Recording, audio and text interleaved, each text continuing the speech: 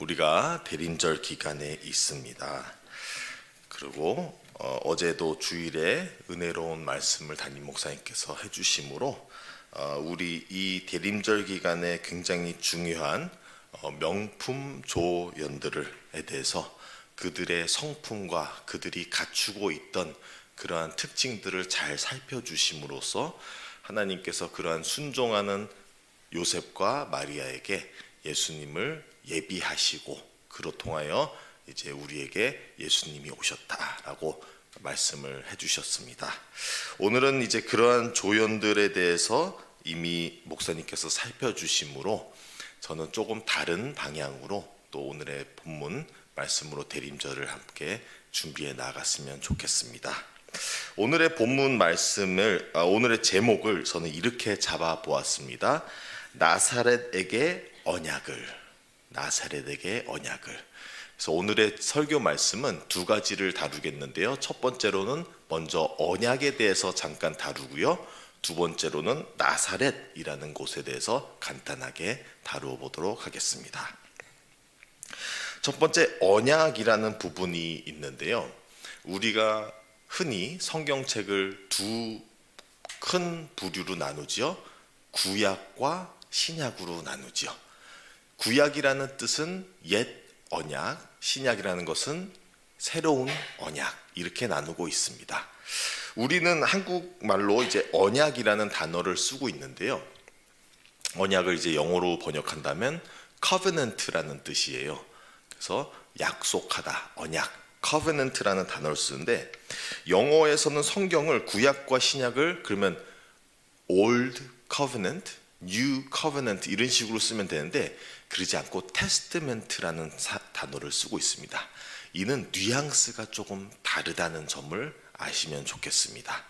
어떤 면에서 다른지를 잠깐 살펴보겠는데요. testament는 testify 또는 testimony라는 단어에서의 어원을 두고 있는데 그거는 간증하다, 증언하다. 그러니 테스트멘트는 우리의 인간의 입장으로서 하나님은 누구신지에 대한 고백을 하는 그러한 간증적인, 그래서 테스트멘트는 아무래도 조금의 그 느낌상 인간이 하나님을 바라보며 하는 인간의 고백 중심적이라면 저는 언약이라는 단어가 더 잘 해석된 게 아닐까라고 생각하는 면은 언약이라는 것은 인간이 바라보는 관점보다는 오히려 하나님의 입장에서 우리에게 입혀진, 하나님의 입장에서 우리에게 주어진 것이 더 강조되기 때문에 오히려 정서적으로나 그런 뉘앙스, 느낌으로는 더욱 언약이라고 하는 게 맞지 않을까라고 생각을 해보게 됩니다. 그래서 조금의 차이지만 그 조금의 느낌 차이가 우리가 과연 인간의 입장에서 하나님을 바라보며 고백하는지 또는 오히려 하나님의 입장에서 우리가 은혜를 입고 언약을 얻게 되었는지에 대한 조금의 느낌으로서 분명히 그 자그마한 느낌이지만 우리에게 또 다르게 다가오는 그러한 말씀이 아닐까 생각해 봅니다. 그런 입장에서 오늘 읽은 본문에서 32절과 33절에 있어서 중요한 두 인물이 등장하고 있는데요. 32절과 33절 말씀을 함께 다시 합독하도록 하겠습니다. 그가 큰 자가 되고 지극히 높으신 이의 아들이라 일컬어질 것이요 주 하나님께서 그 조상 다윗의 왕위를 그에게 주시리니 영원히 야곱의 집을 왕으로 다스리실 것이며 그 나라가 무궁하리라. 아멘. 여기서 두 인물이 등장하고 있죠. 그 두 인물은 하나님의 언약을 받은 자들인 거죠. 그러니까 하나님과 언약을 맺었다 하기에는 좀 부족한 게 우리 인간으로서 우리가 하나님과 언약을 맺을 만한 무언가를 한 적이 없어요. 오직 하나님께서 우리에게 대신하여 약속을 해주신 것이죠. 우리가 부족할지라도. 그래서 두 인물이 등장하는데 다윗이라는 인물과 또 야곱이라는 인물인 것이죠. 우리는 너무나 이 두 인물을 잘 알고 있기 때문에 그러면 이제 이 두 인물과 하나님께서 하신 그 언약이 33절에서도 이미 풀어주고 있어요.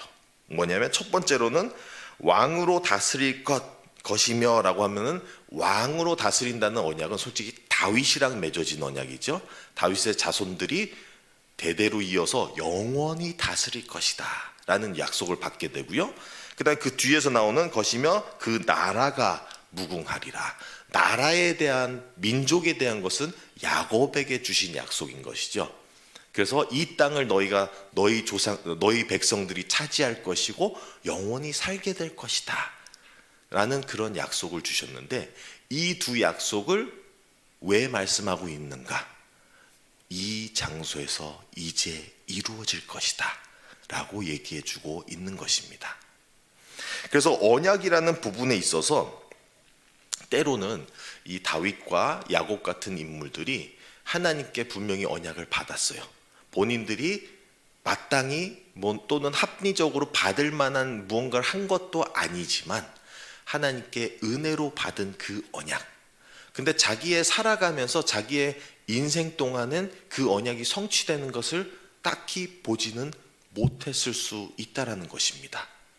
그런데 이들은 신앙으로 인하여서 하나님을 굳건히 믿고 그가 신실하심을 믿고 그가 그의 약속을 꼭 이루실 것이라는 것을 믿고 나아갔기 때문에 나중에 그 언약들이 성취가 되는데, 바로 야곱과 한 언약, 다윗과 한 언약이 오늘 이 나삿이라는 동네에서 선포가 되고 앞으로 이루어질 것이다 라는 것을 알려주고 있는 것입니다. 그럼으로써 우리에게는 이 대림절 기간에 누가 오실 것이라는 것을 우리가 미리 알게 되는 것이죠. 나라를 이루실 사람, 나라를 영원히 다스리실 분. 그래서 이 예수라고 하는 이 인물이 어떠한 분이신지를 선포해주고 있는 것입니다. 그런 입장에서 우리는 이 언약을 우리 또한 믿고 나아가기를 바랍니다.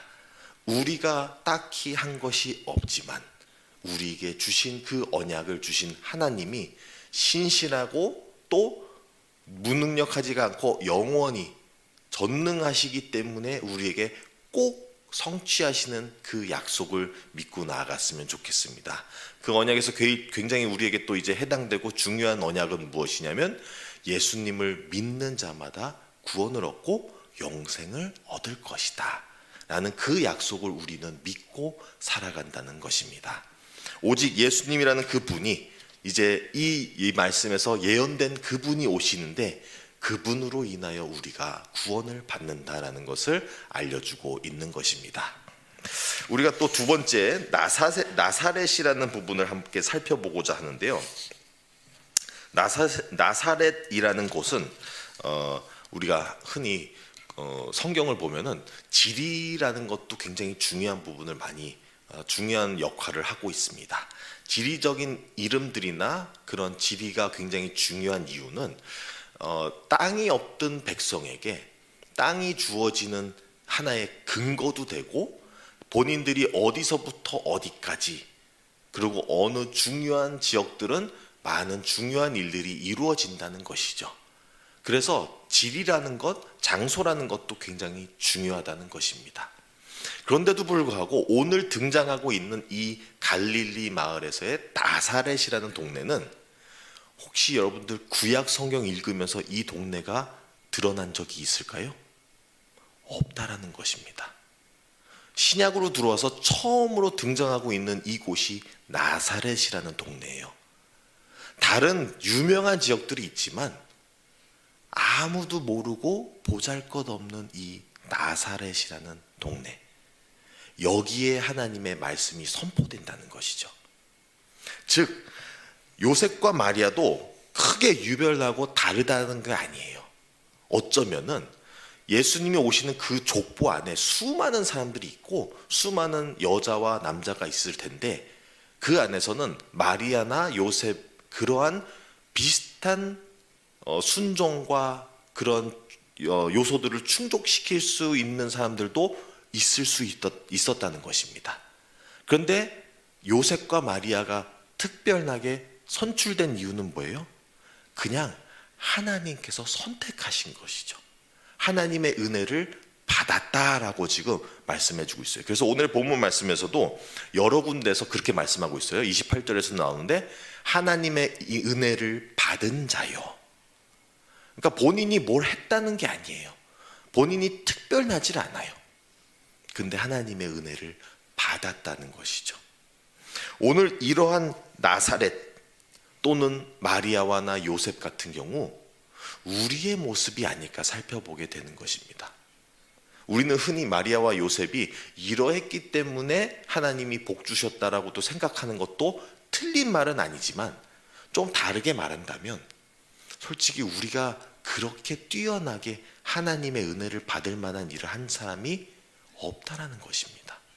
그렇기 때문에 우리는 보잘것없고 아무도 알아주지 않는 나사렛과 같은 사람이 아닐까 생각을 해봅니다.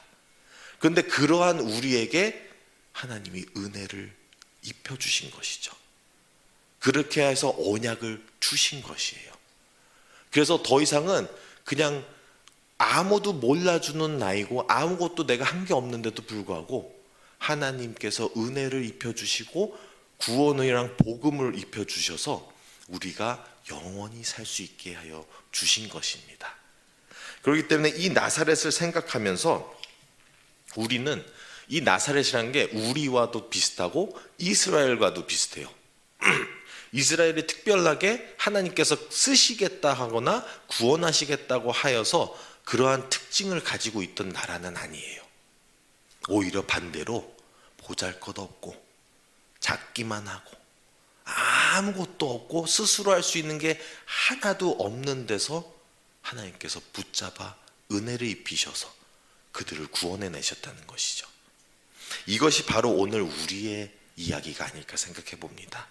이 대림절 기간에 우리가 생각해야 되는 것은 그래 우리가 마땅히 구원을 받아야 하기 때문에 오신 예수님이 아니라 아무도 모르고 보잘것없고 아무것도 한 게 없는 이 나사렛이라는 우리에게 하나님께서 은혜를 입히시고 언약을 성취하여 주시면서 우리에게 구원과 영생에 참여하게 하여 주셨다는 것을 꼭 기억하시길 바랍니다.